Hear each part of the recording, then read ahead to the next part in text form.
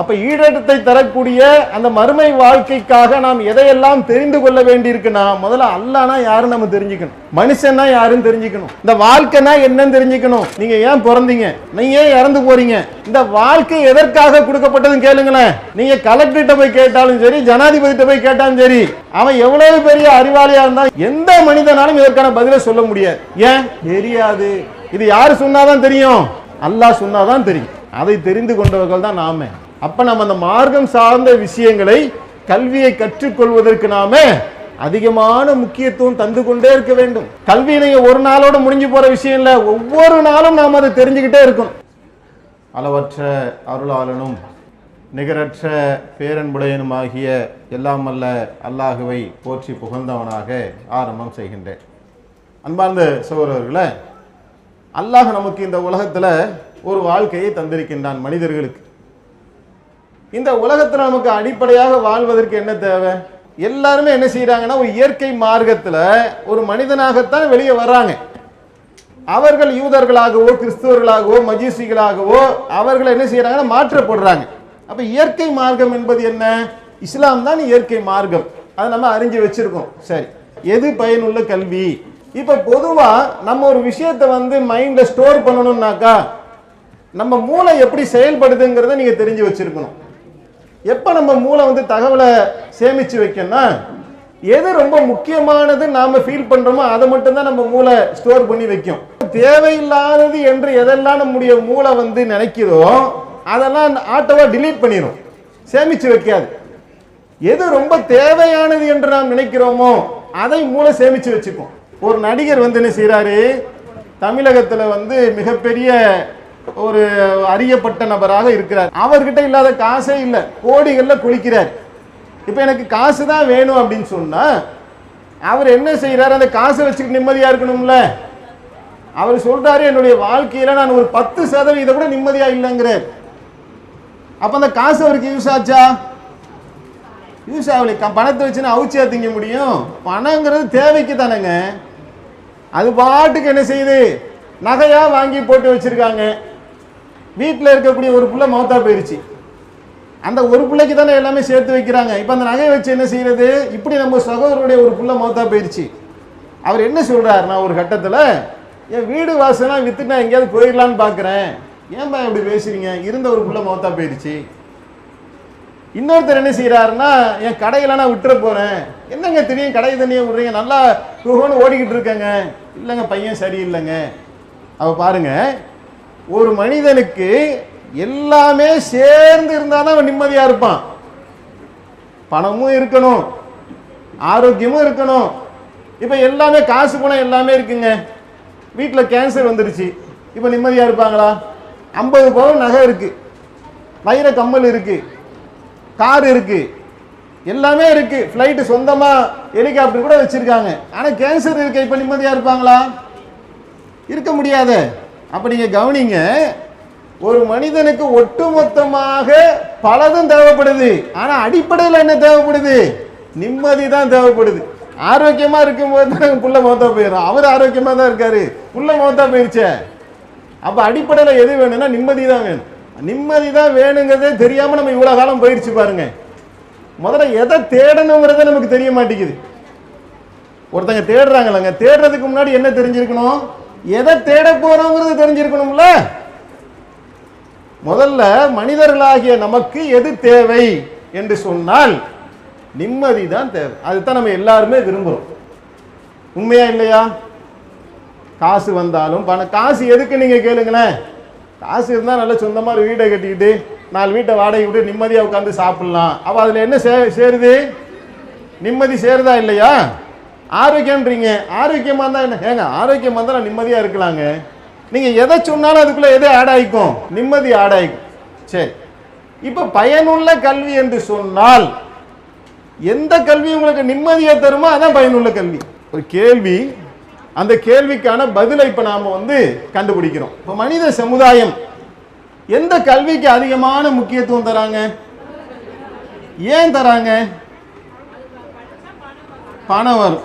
நீங்க கேட்குற ஒரு இன்ஜினியரிங் படிக்கிறான், ஆனா வேலையே கிடைக்காதுனாக்க இன்ஜினியரிங் படிப்பாங்களா? டாக்டருக்கு படிக்கிறாங்க, ஆனால் 5000 ரூபா தான் டாக்டருக்கு சம்பளம்னா டாக்டருக்கு படிப்பானா? ஐடிக்கு படிக்கிறாங்க, கம்ப்யூட்டர் சயின்ஸ் படிக்கிறாங்க, ஏஐன்னு படிக்கிறாங்க, ஆர்டிஃபிஷியல் இன்டெலிஜென்ஸ் படிக்கிறாங்க. இதெல்லாம் நீங்கள் படிச்சீங்கன்னாக்கா உங்களுக்கு 5000 ரூபா தான் சம்பளம், 10000 ரூபா தான் சம்பளம்னாக்கா அதை எவனா படிப்பானா? படிக்க மாட்டான். அப்போ ஒட்டுமொத்த கல்வியினுடைய பின்னணியாக எது இருக்குது அப்படின்னா பணம் தான் இருக்கு. நீங்கள் பேரண்ட்ஸை வந்து கேளுங்களேன், நீங்கள் ஒரு பேட்டி மாதிரி எடுத்து பாருங்க. இப்போ நாம் சொல்லக்கூடிய ஒன்றை நீங்கள் பகுப்பாய்வு செய்து நீங்கள் மக்கள்கிட்ட போய் வந்து கேளுங்க. அவங்க சின்ன பிள்ளையிலேருந்தே அவங்க மைண்ட் செட்டில் எப்படி வளர்ப்பாங்கன்னா, நல்ல மார்க் எடுத்தாதானே நல்ல வேலை கிடைக்கும், நல்ல வேலை கிடைச்சாதான் நல்ல சம்பளம் கிடைக்கும், நல்ல சம்பளம் கிடைச்சாதான் அவனுக்கு என்ன செய்யும், நல்ல வீடு கிடைக்கும், சொந்தமாக கார் இருக்கும். அப்போ ஒட்டுமொத்தமாக அந்த கல்வி சிஸ்டமே எடை மையமாக வச்சிருக்கு, பணத்தை மையமாக வைத்து இருக்கின்ற, நிம்மதியை மையமாக வச்சு இல்லை. அப்ப பணத்தை வச்சுதான் ஒரு கல்வி சிஸ்டமே உருவாகி இருக்கின்றது என்று சொன்னால், பணத்தை சம்பாதிப்பதற்காக பெற்ற கல்வியை வச்சிருக்கிறாங்கல்ல, அவங்கள்ட்ட பணம் இருக்கு, ஆனா நிம்மதி இல்லை. பலருடைய வாழ்க்கை இடையிலேயே இடைநிற்றம் ஏற்பட்டு கணவனும் மனைவியும் பிரிஞ்சிடுறாங்க. பொண்டாட்டி ஒரு பக்கம், புருஷன் ஒரு பக்கம், புள்ள ஒரு பக்கம், அம்மா ஒரு பக்கம். அந்த ஒட்டுமொத்த குடும்பமே சிதைந்து என்ன செய்யறாங்கன்னா, காசு பணம் இருக்கு கொட்டி கொட்டி, ஆனா என்ன இல்லை, ஒரு நிம்மதி அவர்களிடத்தில் இல்லை. அப்ப நிம்மதிக்கான வழி என்ன என்பதை அவர்களால் கண்டறிய முடியவில்லை. தடுமாறக்கூடிய நிலையை நாம வந்து பார்க்கிறோம்.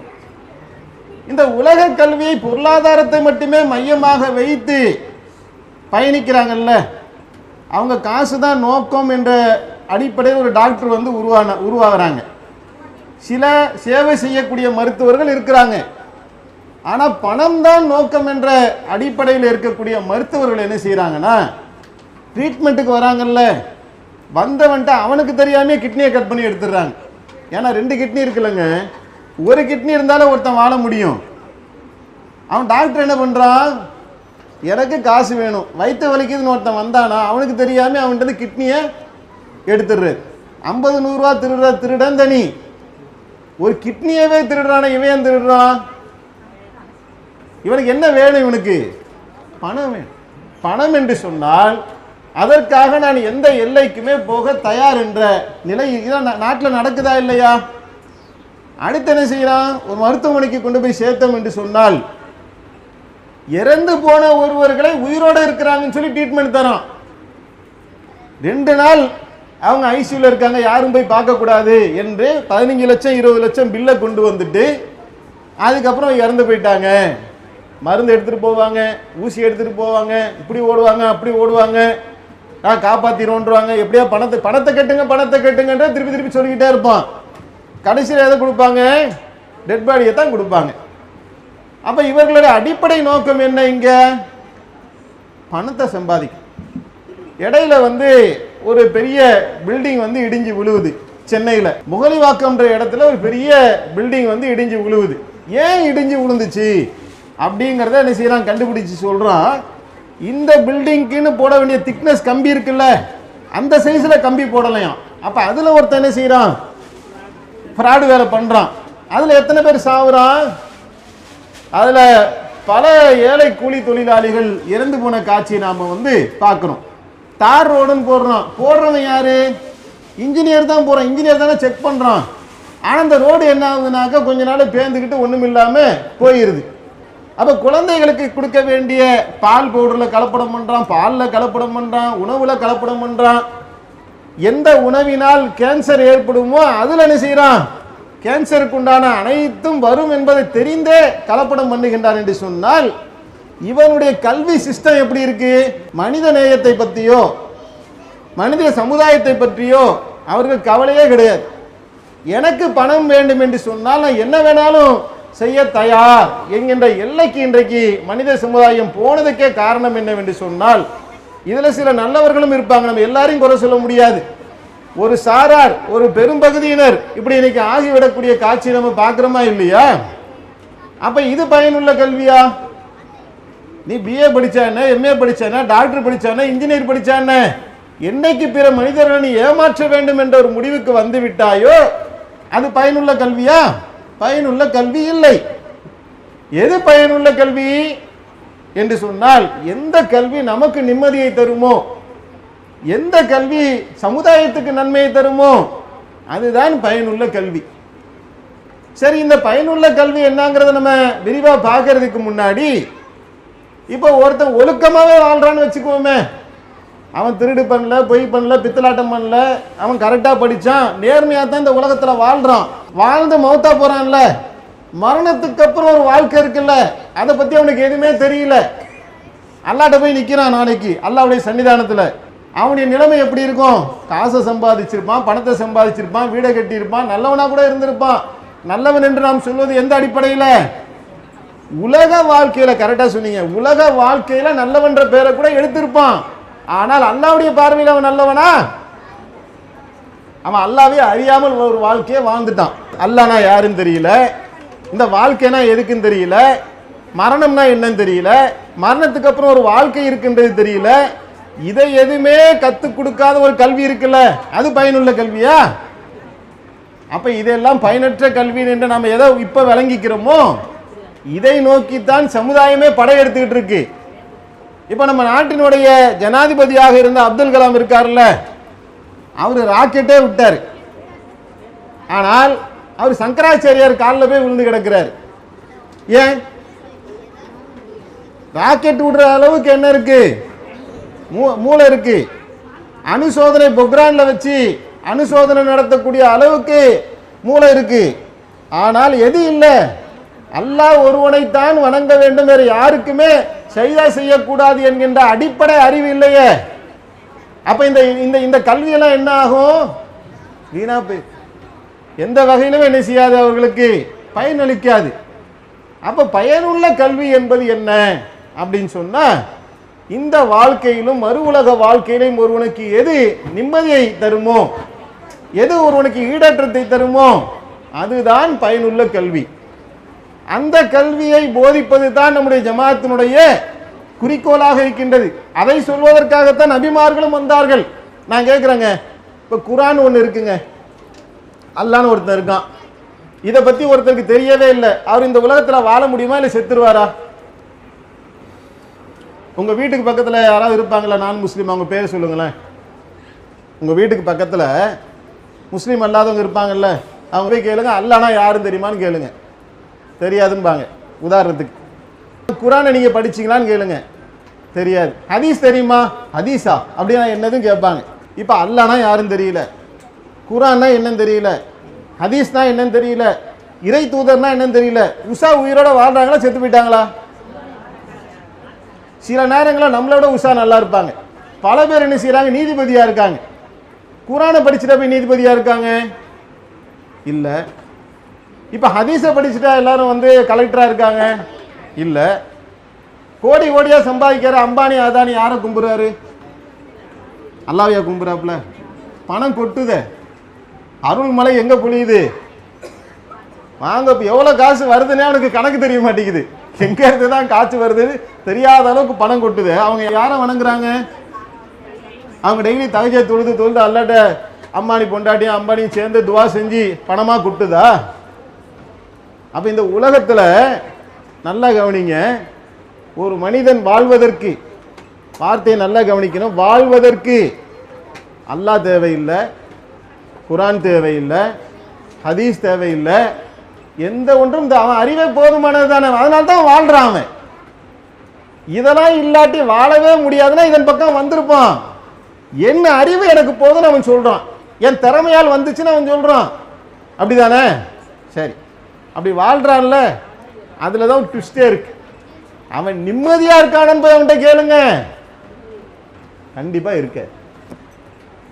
கோடி கோடியா காசு, ஏன்னா அது அல்லாஹ் சொல்றாங்க, யார் அல்லாஹ்வுடைய உபதேசத்தை விட்டு விடுகின்றானோ அவனுடைய வாழ்க்கையை நான் நெருக்கடிக்கு உள்ளாக்கி விடுவேன் அப்படிங்கிறான் அல்லாஹ்.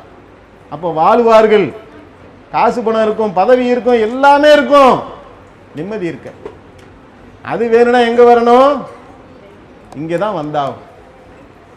இந்த உலகத்தில் அவர்கள் நம்மை விட சிறந்த ஒரு வாழ்க்கையை வாழ்ந்தாலும் கூட அல்லாஹ்வுடைய தூதர் சொன்னாங்களா இல்லையா, இந்த வாழ்க்கை அவர்களுக்கு சொர்க்கம் பாரு, மூமினுக்கு சிறைச்சாலை, மறுமைதான் நமக்கான இலக்கு. மறுமையில தானே அல்லாஹ் நமக்கு அந்த பாக்கியத்தை தர இருக்கிறான். அப்ப நீங்க நல்லா கவனிங்க, ஒரு முஸ்லிம் என்று சொன்னால் அவர் எதை ஈமான் கொண்டிருக்காங்க? ரெண்டு வாழ்க்கை இருக்கு நம்பி இருக்காங்க. அவங்க எதை நம்புறாங்க? ஒரு வாழ்க்கை இருக்கு நம்புறாங்க. இதுதாங்க ரொம்ப அடிப்படையான விஷயம். அல்லாஹ்வை நம்புறோம், அல்லாஹ்வை நம்புறோம்ல. அல்லாஹ் என்ன சொல்றான்? மரணத்துக்கு அப்புறம் ஒரு வாழ்க்கை இருக்குன்னு சொல்றான். அதை ஏத்துக்கிட்டவங்க தான் இங்க நாம இங்க எல்லாம் உட்கார்ந்துருக்கோம், அப்படிதானே? அப்ப அந்த மரணத்துக்கு அப்புறம் இருக்கக்கூடிய வாழ்க்கை ஒண்ணு, இப்ப நம்ம வாழ்ந்துட்டு இருக்கிற வாழ்க்கை ஒண்ணு. இந்த ரெண்டு வாழ்க்கையில அவன் என்ன சொல்றான்? இந்த வாழ்க்கையோட எல்லாம் முடிஞ்சு போச்சு, வாழ்றோம் சாகுறோம், இருக்க வரைக்கும் சந்தோஷமா வாழ்ந்துட்டு போக வேண்டியதுதான் என்று ஒரு கூட்டம் வாழ்ந்து கொண்டிருக்கின்றது, அப்படிதானே? நாம என்ன சொல்றோம்? எப்பா இந்த வாழ்க்கை ஒண்ணு இருக்கு, மௌத்தா போன அப்புறம் இன்னொரு வாழ்க்கை இருக்கு அப்படின்னு நம்ம நம்பிக்கை கொண்டிருக்கோம். இந்த ரெண்டு வாழ்க்கை எது சிறந்த வாழ்க்கை? இது என்ன வாழ்க்கை? அற்பமானது நல்லா சொல்றான். உங்களை ஒருத்தரா சொல்லுங்க. இவங்க சொல்றாங்க வீணும் விளையாட்டுன்றாங்க, நீங்க என்ன சொன்னீங்க? அற்பமானதுன்றீங்க. வேற யாரு என்ன சொல்றது? உலக வாழ்க்கையை பத்தி வேற என்ன சொல்லுது இஸ்லாம்? சிறைச்சாலை யாருக்கு? மூமின்களுக்கு. அடுத்து வேற என்ன சொல்லுது?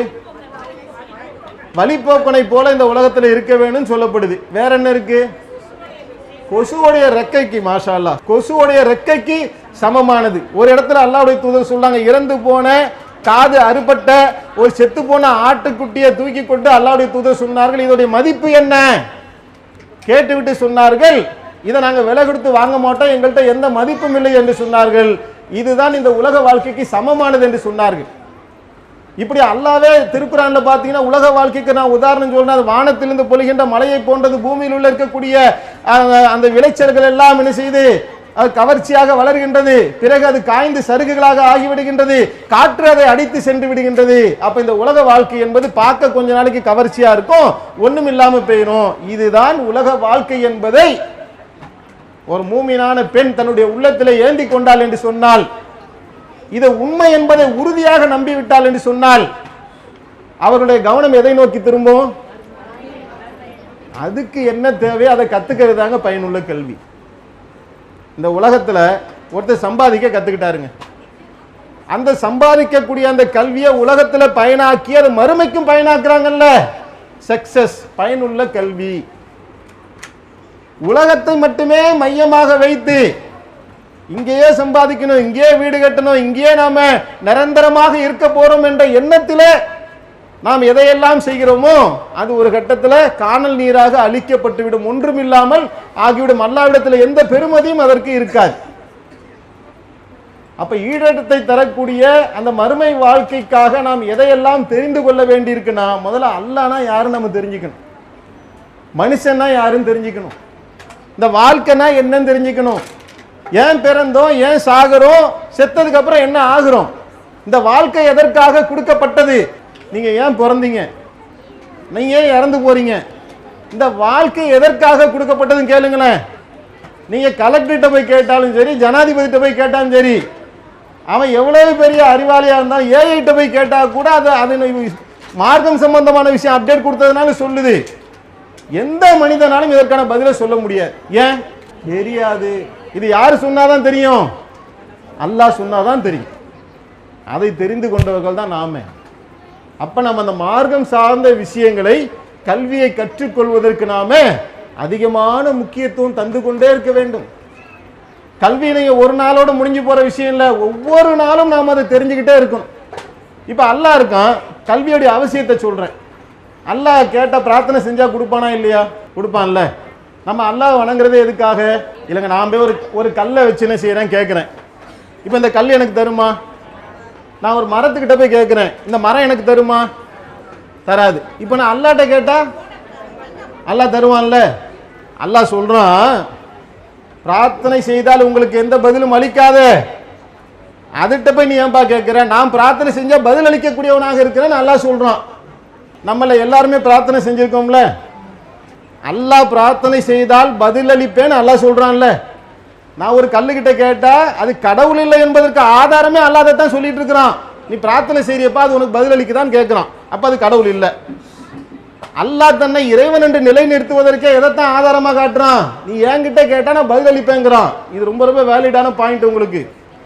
இப்ப நான் கேட்கிறேன், அல்லாஹ் எந்த பதிலுமே இல்லைன்னு சொன்னா நமக்கு டவுட் வந்துருமா வராதா? அப்ப அல்லாஹ் வந்து எந்த ரூட்ல பதிலளிப்பான். இப்போ நீங்க ஒரு கவர்மெண்ட் எக்ஸாமுக்கு எழுதி போட்டீங்க, அப்பாயின்மெண்ட் ஆர்டர் எதுல வரும்? பேப்பர் மூலியமா வந்து உங்க வீட்டுக்கு வந்துடும். நீங்க பேங்க்குக்கு டெபிட் கார்டு அப்ளை பண்ணீங்கன்னா உங்களுக்கு என்ன செய்யும்னாக்கா டெபிட் கார்டு வந்து போஸ்டர்ல வந்துடும். பல மெத்தட் இருக்குல்லங்க, எஸ்எம்எஸ், வாட்ஸ்அப்பு, போஸ்டலு, சத்தம் முடியுமா, சவுண்ட் எதுவும் வருமா? மூசா அலைஹிஸ்ஸலாம்ட்ட அல்லாஹ் பேசினாலுங்க அசரீரி மாதிரி, அப்படி ஏதாவது சவுண்டு கேட்க போதா? எந்த ரூட்ல அல்லாஹ் உங்களுக்கு பதில் அளிச்சிருக்கான்? ஆமா, அல்லாஹ் எப்படி எனக்கு பதில் அளிப்பான்? அப்ப இது தெரியாம நம்ம இவ்வளவு காலம் பிரார்த்தனை செஞ்சிருக்கோம் பாருங்க. இது எவ்வளவு ஒரு அடிப்படையான விஷயம். இது தெரியாமையே நம்ம இவ்வளவு காலமா நம்ம கேட்கிறோம். பிரார்த்தனை செய்தால் அல்லாஹ் நம்முடைய உள்ளங்களிலே உதிப்பாட்டலை கொடுப்பான். உங்க பொண்ணுக்கு நீங்க மாப்பிள்ளை பார்த்துக்கிட்டே இருக்கீங்க, திடீர்னு 2 மாப்பிள்ளை வந்துருச்சு. திருவள்ளிக்கேணில இருந்து ஒரு மாப்பிள்ளை, ஜாம்பஜார்ல இருந்து ஒரு மாப்பிள்ளை, 2 பேருமே நான் கட்டிக்கிறேங்கிறாங்க. இப்போ நீங்க என்ன செய்வீங்க? 2 பேருக்குமே கட்டி கொடுக்க முடியாது. இப்போ என்ன செய்யுதுன்னா மார்க்கம் சொல்லுது, இஸ்திகாரான்னு ஒரு தொழுகை தொழுங்க. இஸ்திகாரான்னு ஒரு தொழுகை தொழுது அல்லாட்ட நம்ம கேட்டோம்னா நம்ம உள்ளத்துல அல்லாஹ் செய்வான், மலக்குமார்களை கொண்டு உதிப்பாட்டலை போட்டுருவோம். இப்ப நீங்க இங்க இருக்கவங்க எல்லாம் சொல்றீங்க தாவா பணி தான் சிறந்தது, மறுமைக்காக வாழ வேண்டும், மறுமையே நம்முடைய லட்சியம், இந்த உலகம் அற்பமானது, கொசு இறக்கைக்கு சமமானது, செத்த ஆட்டுக்கு சமமானது, அப்படியே என்ன செய்யாச்சுன்னா பயங்கரமா வீராவசனம் நம்மள சிலர் பேசிட்டோன்னு வைங்க. உதாரணத்துக்கு வெளியே போனோம்னா அல்ல ஒரு சோதனை கொடுப்பான்.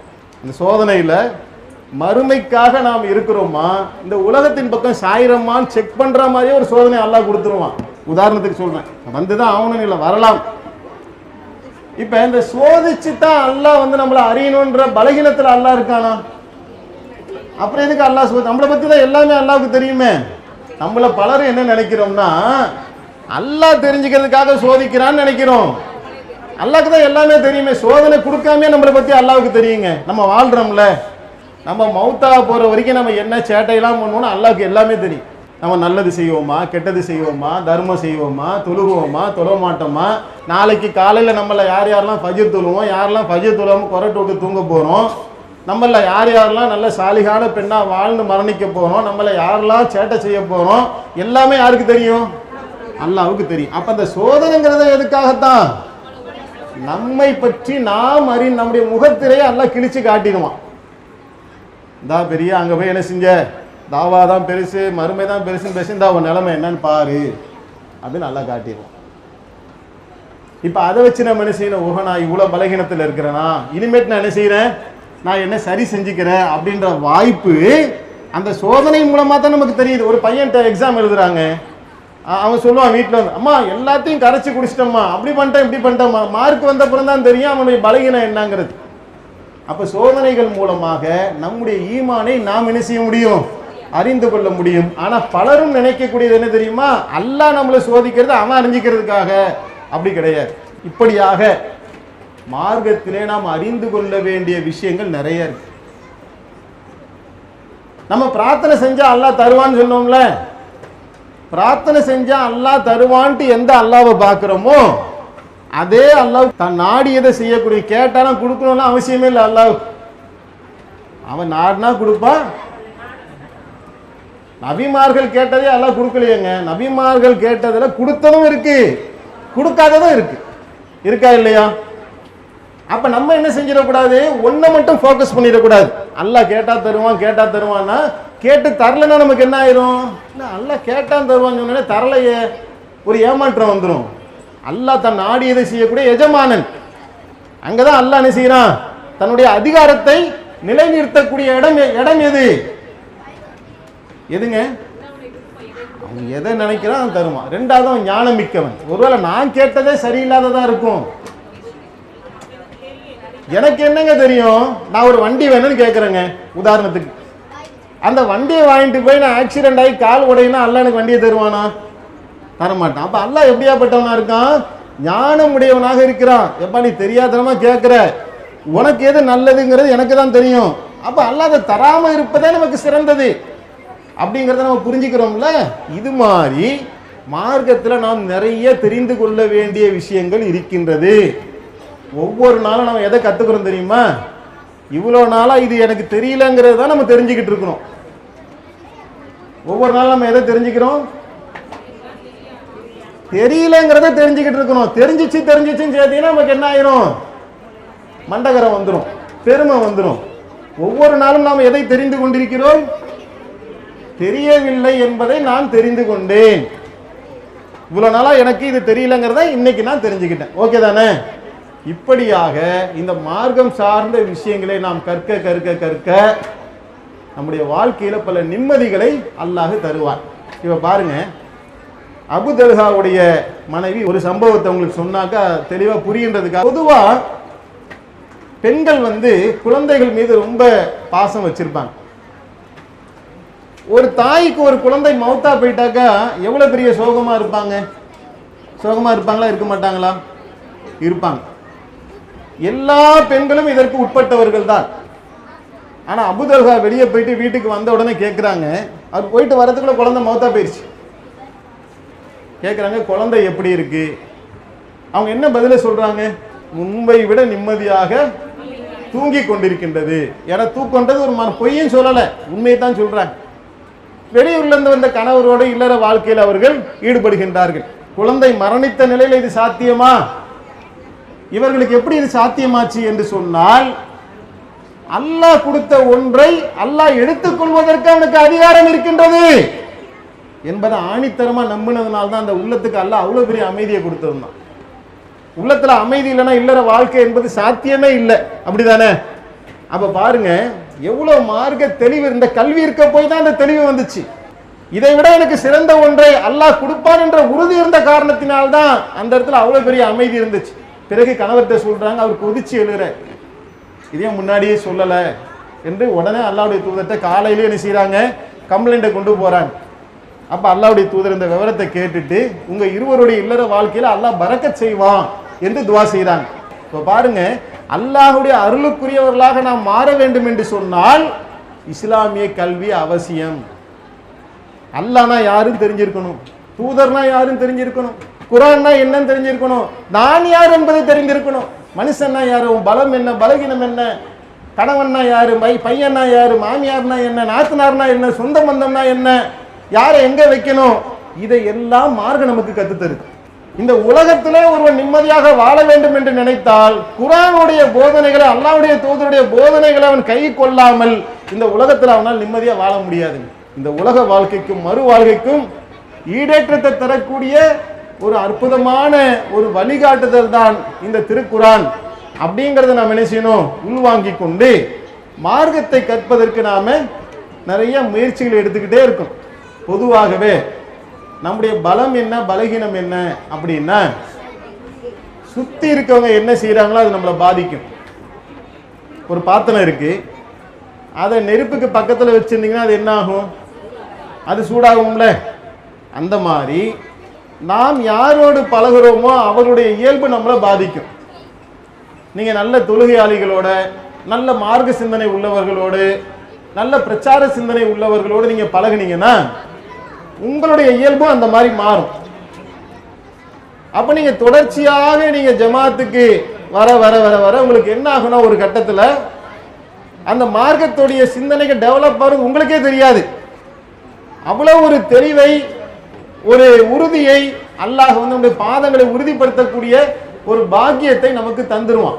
இப்போ ஒரு வாழை மரம் இருக்குன்னு வைங்களேன், வாழை மரத்துக்குன்னு ஒரு இயல்பு இருக்குல்ல, தென்னை மரத்துக்குன்னு ஒரு இயல்பு இருக்கு, தேக்கு மரத்துக்குன்னு ஒரு இயல்பு இருக்கு. வாழை மரத்துக்கு என்ன இயல்பு இருக்கு?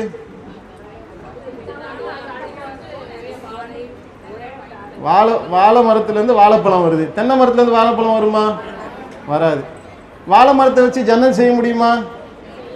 முடியாது. ஆனா தேக்கு மரத்தை வச்சு செய்யலாம். ஆனா தேக்கு மரத்துல வாழைப்பழம் வருமா? வராது. அப்பனா என்ன தெரியுது பாருங்க, ஒவ்வொன்றுக்கும் ஒரு சிறப்பு இயல்பை அல்லாஹ் கொடுத்திருக்கான். இப்ப வாழை மரம் நினைக்குது நான் தென்னை மரம் மாதிரி வளரணும்ட்டு, வளர முடியுமா? முடியாது. இங்க வந்திருக்கக்கூடிய ஒவ்வொருவருமே ஒருவர் வாழை மரம் மாதிரி, அவங்கள்ட்ட அந்த சிறப்பு இருக்கு. ஒருவர் தேக்கு மரம் மாதிரி, அவங்கள்ட்ட அல்லாஹ் அந்த சிறப்பு கொடுத்திருப்பான். நம்மள ஒருவர் என்ன செய்யக்கூடாது, பார்த்துக்கிட்டு அவங்களுக்கு அது இருக்கு, அவங்ககிட்ட காசு இருக்கு, என்கிட்ட காசு இல்லை. உங்ககிட்ட காசு இல்லைன்னா அல்லாஹ் என்ன செஞ்சிருப்பான்? வேறு ஞானத்தை அல்லாஹ் கொடுத்திருப்பான், ஆரோக்கியத்தை கொடுத்திருப்பான். அவங்களுக்கு காசு இருக்கும், ஆரோக்கியம் கம்மியா இருக்கும், நமக்கு என்ன இருக்கும்? ஆரோக்கியம் இருக்கும், காசு கம்மியா இருக்கும். மாத்தி மாத்தி எல்லாமே கலந்தவர்களாக நம்ம இருக்கிறோம்ல. இப்ப நம்மள நல்ல மார்க்கம் ஞானம் உடையவர்களாக இருப்பாங்க, மக்கள்கிட்ட சகஜமா பேசக்கூடியவர்களாக இருப்பாங்க, களப்பணியாளர்களாக இருப்பாங்க. நீங்க பாருங்க, எத்தனையோ பெண்கள் இதற்கு முன்னாடி உள்ள காலங்களில் தர்காவை நோக்கி போய்கிட்டு இருந்தாங்க. விஜய்க்கு பின்னால் ஓடக்கூடியவர்களும் இஸ்லாமிய சமுதாயத்தில் இருக்கிறாங்க. அல்லாஹ் நம்மளை எங்க கொண்டாந்து உட்கார வச்சிருக்கான்? மார்க்கத்தை கற்கக்கூடிய ஒரு அவையில ரப்புல் ஆலமீன் நம்ம உட்கார வச்சிருக்கான். அல்லாஹ் நம்மளை ஆக்கியிருக்கான். நமக்கு அல்லாஹ் கொடுத்த இந்த நேர்வழியை நாம் உண்மையிலே அல்லாஹ்வை நேசிக்கிறோம் என்று சொன்னால் நாம் நமக்கு வந்த நேர்வழியை மக்கள்கிட்ட கொண்டு போய் சொல்லணுமா இல்லையா? நாம நாளைக்கு மறுமையில போய் அல்லாஹ்ட்ட போய் நாம இறைவா உன்னுடைய பாதையில நான் இந்த பணி செய்தேன் என்று சொல்வதற்கு நமக்கு ஒண்ணு வேணும்ல. அதற்காக அல்லாஹ்வுடைய திருமுகத்துக்காக நான் தாவா களத்துக்கு வரேன். இப்படி உங்களை தரம் உயர்த்துவதற்கான பயனுள்ள கல்வியின் பக்கம் நீங்கள் வருவதற்கான அனைத்து செட்டப்பையும் நம்ம செய்ய தயாரா இருக்கும். நான் ஒருத்தர் வந்து என்கிட்ட சொன்னாருங்க, என்ன சொல்றாருன்னா, பாய் என் பிள்ளைய வந்து நீங்க ஃபஜ்ர் தொழுவை கூட்டிட்டு வந்துருங்க. இப்போ அவர் சொல்லும் போது நம்ம கேட்கிறோம், என் பாய் நீங்களே கூட்டிட்டு போயிடலாமே, எனக்கு உடம்புலாம் வலிக்குது பாய். ஒரு தகப்பன் அவன் சரியான நேரத்தில் எந்திரிச்சு தன்னுடைய பிள்ளைகளை தொழுகைக்காக எழுப்பி, தன்னுடைய மனைவியை தொழுகைக்காக எழுப்பி காலையில தொழுகைக்கு வந்துட்டார்னா அந்த குடும்பத்தில் எவ்வளவு பெரிய பரக்கத்து இருக்கும். நாம் வெளி மக்களுக்கு தாவா செய்வது இருக்கட்டும், நம் கணவர்மார்கள் தொழுகைக்கு வராங்களா? நீங்க தான் செய்யணும். நம்ம பிள்ளைங்களை, நம்முடைய கணவரை நீங்க இந்த பக்கம் அனுப்புனீங்கன்னா ஃபஜ்ருக்கு வரும்போது ஒரு குர்ஆன் எடுத்து வாசிப்பாங்க. ஒரு நேரம் இல்லை ஒரு நேரம் அவங்களுக்கு என்ன செய்யும், திருப்பி திருப்பி கேட்கும்போது நம்ம அல்லாஹ்வுடைய பாதையில நம்ம நன்மை செய்யணும் அப்படிங்கிற எண்ணத்தை ரப்புல் ஆலமீன் அவருடைய உள்ளத்துல போடுவான். அப்ப நம்ம குடும்பத்தாரை நாம் ஜமாத்தோடு என்ன செய்யணும், இணைக்கக்கூடிய வேலைகளை செய்ய வேண்டும். இளைஞர்கள், நீங்க உங்க பிள்ளைய இந்த வயசுலயே கொண்டாந்து இணைக்கலைன்னா அப்புறம் உங்க கண்ட்ரோலும் இருக்க மாட்டான். இன்னைக்கு சமுதாயம் ரொம்ப டேஞ்சரா போய்கிட்டு இருக்கு. நம்ம பிள்ளைகளை நீங்க தாவாவோடு இணைக்கீங்கன்னு வைங்க, அவங்க இங்கேயே சுத்தி சுத்தி வருவாங்க. நம்ம என்ன நினைக்கிறோம், ஜமாத்து போனா வீணா போயிடுவான். எது வீணா போறது? எந்த மறுமையை பத்தி பேசுறோம், எந்த அல்லாஹ்வை பத்தி பேசுறோமோ அதை சில பெற்றோர்கள் நம்ம என்ன நினைக்கிறோம்னா, ஜமாத்துன்னு போனா வீணா போயிடுவான், டே ஒழுங்கா படிடா அப்படின்னு அனுப்பிச்சு விட்டுரும். அவன் கடைசியில் படிக்கவும் போக மாட்டேங்கிறான். அவன் என்ன செய்யறாங்க, பல நேரங்களில் தவறான ஒரு சூழல்களில் சிக்கக்கூடிய நிலைமைகள் சில இடங்களில் நம்ம பார்க்கிறோம். அப்ப பிள்ளைகளை, கணவனை, நம்ம குடும்பத்தை இந்த தாவா பணிக்குள்ள நாம அங்கம் வகிக்கக்கூடிய ஒரு சூழலை நம்ம ஏற்படுத்தலாமா? இன்ஷா அல்லாஹ் எந்த விஷயத்தை கேட்டோமோ அதை நடைமுறைப்படுத்தக்கூடிய நற்பாகியத்தை ரப்புல் ஆலமீன் உங்களுக்கும் எனக்கும் தந்தருவானாக. வாகிருதுவானா அல்ஹம்துலில்லாஹி ரப்பில் ஆலமீன்.